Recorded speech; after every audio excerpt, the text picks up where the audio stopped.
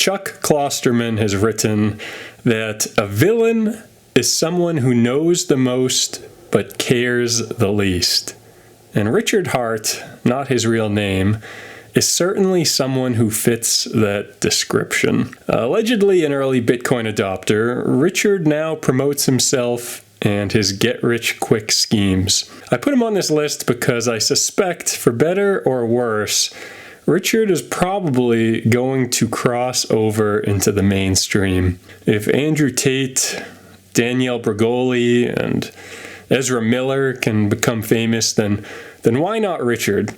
He gives good interviews, and the mainstream media does not want to put a Bitcoin Core developer on TV to talk about what's actually going on. They want a crazy-looking guy who says, I got rich off crypto, so it can generate clicks, and Richard is happy to fill that role. This is the front page of his website. He owns the world's largest cut diamond, 10 million in watches, and raised 27 million for medical research.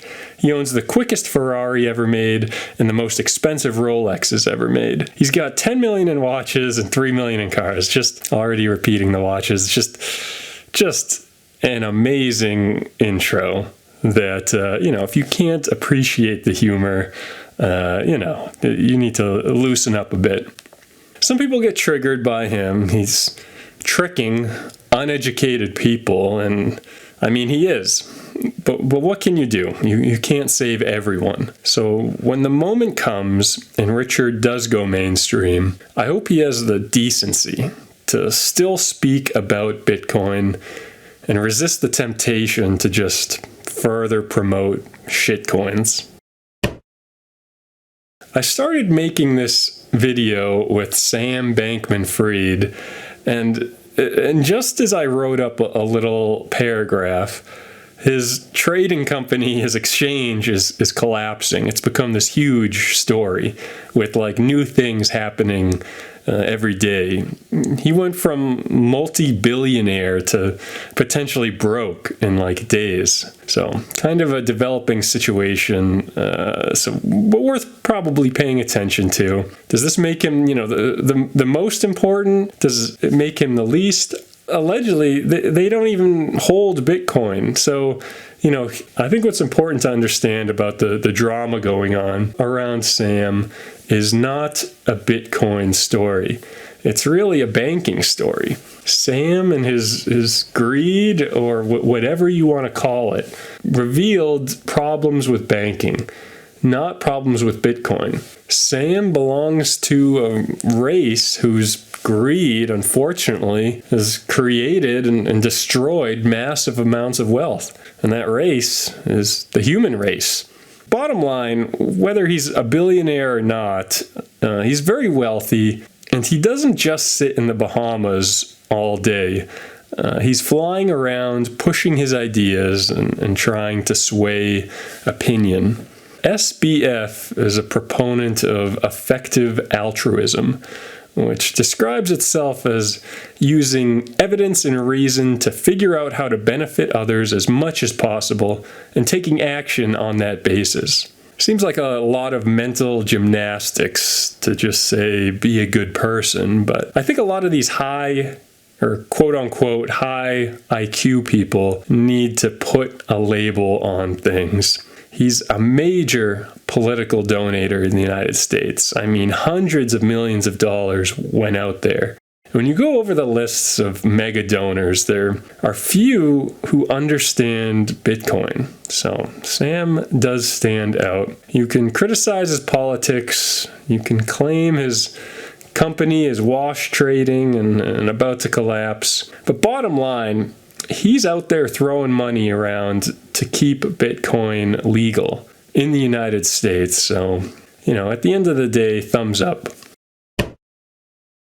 Might not seem obvious at first, but I've certainly been paying attention to him. Russia's military operation, a war in Ukraine, is obviously having a ripple effect around the world. And one of the consequences is Russia getting financially squeezed. with more and more financial sanctions than they ever encountered previously. A few countries are still backing them and engaged in trade, but they've really just been getting railed by the big Western powers. And I'm being serious. It might force Putin's hand into Bitcoin. Exciting and as interesting as that might be, I'm not rooting for this to happen.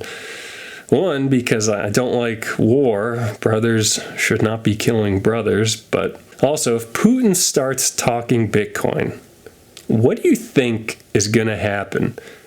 It will be an easy rallying cry for critics.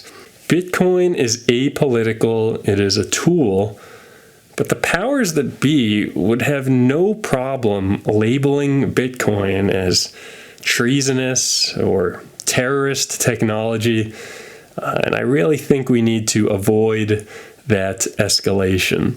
Strange times we live in, we'll see what happens. Brian is leading the huge American exchange Coinbase, where you can buy Bitcoin and numerous garbage coins, all for a small service fee. Coinbase has done a lot to legitimize Bitcoin, cozying up with the US government. The TV show Silicon Valley had Coinbase in the intro, long way from the original Bitcoin markets where you had to wire money to Japan and deal with gray area legality. Ultimately, they are a for-profit shitcoin seller that will reveal customer data to anyone who asks. But I would argue Coinbase is good for Bitcoin. I don't know Brian. I never met the guy. He definitely gives off the hardo vibe, takes himself very serious. But, I'm not doing this list on people I think are cool. It's who I think will write Bitcoin history.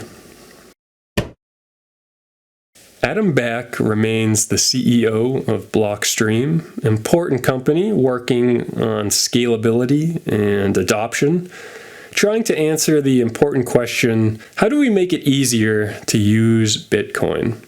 The success of cell phones is proof that even the poorest people, even the most simple-minded, can adopt a technology if it's really good. But a big reason why he's on this list is because a lot of normies believe that Adam invented Bitcoin. Many people believe that Adam was the man behind the Satoshi Nakamoto username that developed Bitcoin in the early days. He's not, but that doesn't matter. Adam's always going to be brought up by people Satoshi hunting, so the work he does is going to be put under the microscope. Any great innovations Blockstream comes out with will make it look like Satoshi's still going strong, and any controversies are going to cast a shadow over Bitcoin. So for better or worse, we are stuck with Adam. Let's hope he's a good guy.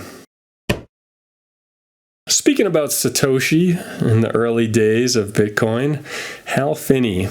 The man was right there, literally days after Bitcoin was released, shepherding in new people, answering questions, and just being a model citizen to represent cypherpunks. Hal Finney's heart stopped beating in 2014, but every year since, as more time passes, it becomes clear just how special this guy was. And just how ahead of the time he was. Hal's writings on the Bitcoin Talk forums and earlier from his cypherpunk career are must-reads.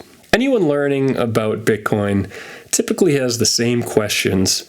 And decades ago, Hal was talking about these issues. To learn about Hal's life is to learn about digital money. Truly the greatest ambassador to Bitcoin, even in death.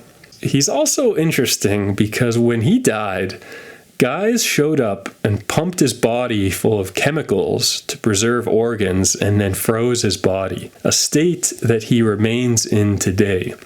Hal paid this company Alcor to deep freeze his body with the hope to come back in the future.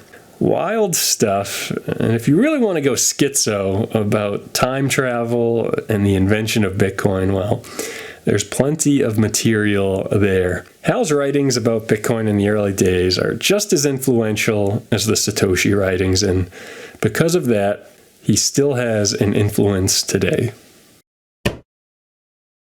Saylor continues to double down on Bitcoin. Businessman in the tech space, he remains the chairman of the technology company MicroStrategy. And over the past couple of years has continually thrown money at Bitcoin. Recent headlines estimate he owns about 130,000. Big holder, big proponent, and for a while he was lauded as the great new hope, a hero in the Bitcoin community, getting on mainstream media and proselytizing, making the case for Bitcoin. Only been involved for a few years, and he admits this openly. He got into Bitcoin late. He bought many at all-time highs, and as months have gone on, the market price for Bitcoin has, unfortunately for him, stayed flat or gone down. However strong his conviction is, I'm sure his hands are being tested. How long he can truly hold without selling anything? How long before someone gets in his ear? I believe his company's CEO said if the price goes down, at some point they will have to start selling this Bitcoin. But he's in a tough spot. Michael has done numerous interviews articulating why Bitcoin is the best money on Earth, the best asset. It's going up in price forever. To sell would be to look dumb, and no one wants to look like that. So for now, he is all in, and for all of us, let's hope the glory days are coming. Looking forward to that glory hole. The president/dictator of El Salvador. If you could tell the early Bitcoin guys that a country was going to adopt Bitcoin as legal tender, use volcanoes to mine it, and build a Bitcoin city, they would laugh at you. In fact, some people are still laughing today, thinking that it's not legit, but it's 100% real. Now, are all these plans successful? No, it's too early, more of an experiment, but still, it's incredibly exciting. I can't get enough news about what's going on down there, because the potential ramifications if the country does well with Bitcoin, even marginally, could ripple around the world.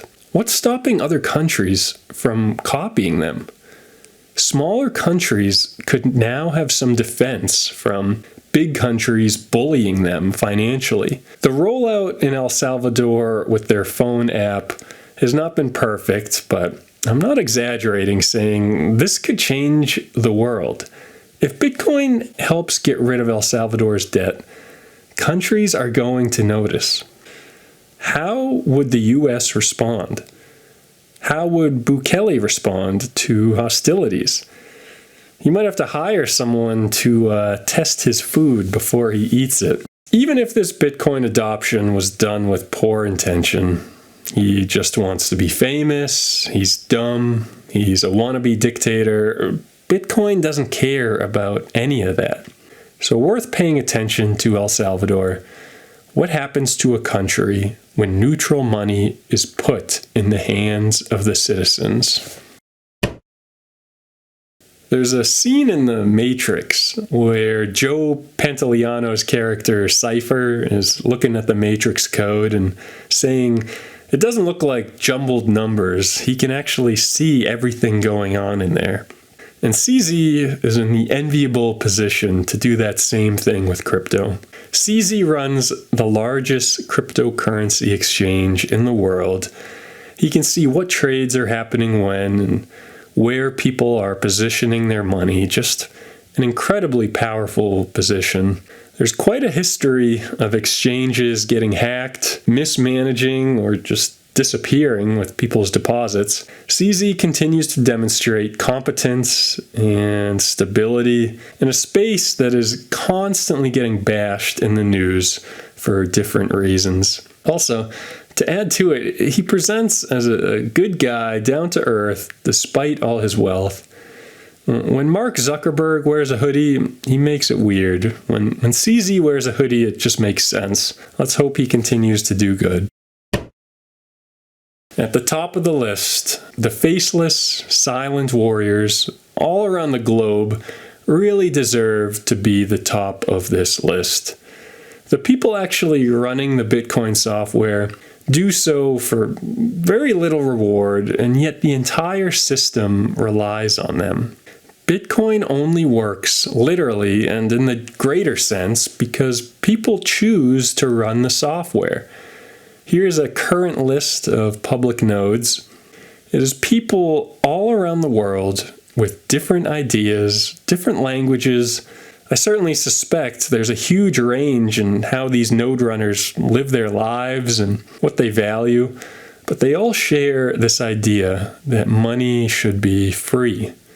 Money should be a public resource, not controlled. The security of Bitcoin comes from these nodes being located all these different places. Maybe you can picture a scenario where you can take out one guy, one building, one city, one country, one continent, but you're not going to compromise all of them. Bitcoin has such a defense system that all the other pretender coins, can't dream of getting close to it. Whoever you are, whatever your reason for doing so, we salute you. So that's it. 2022 coming to a close. Always exciting things happening in the world, and when you're a Bitcoiner, it's just that much more exciting. Wish you good health. Thanks for watching.